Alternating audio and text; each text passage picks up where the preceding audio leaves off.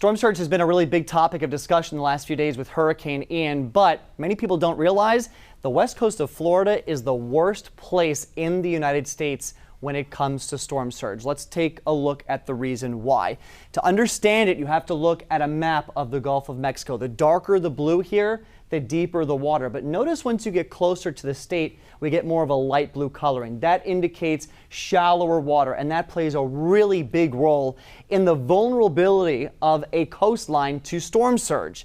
And it's a huge stretch of shallow water as well, ranging from 150 miles up near Sarasota to over 200 miles as you get down towards Naples, Florida. The water depths are really contrasting here. You go from over 10,000 feet deep water out in the middle of the Gulf to water depths that are measured in hundreds of feet as you get closer to the shoreline. In fact, in the closest 50 miles to the shoreline, that water depth drops below 65 feet. Think about when you have a ball and you're trying to roll it up a ramp.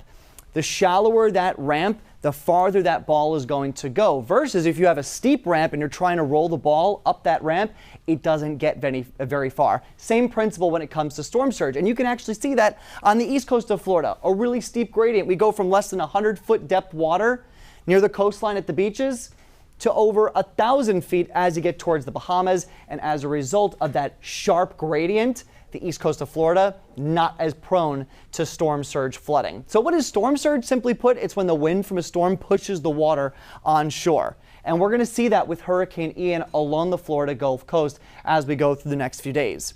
The weaker the storm, the lower the storm surge. But as that storm gets stronger, the wind gets stronger, and so it's able to push more of that water onshore. And in some of the most extreme cases, we can see storm surge values pushing water 10 to even 15 and 20 feet above ground level. And when that happens, it actually goes above the first and maybe even second levels of some homes near the water. So the forecast as we get into Tuesday evening for storm surge up and down the Florida west coast could be upwards of 9 feet for the Tampa Bay area, but farther south around that landfall impact area, from Sarasota to Venice and Charlotte Harbor all the way to Fort Myers, we could see storm surge values near the water upwards of 12 feet.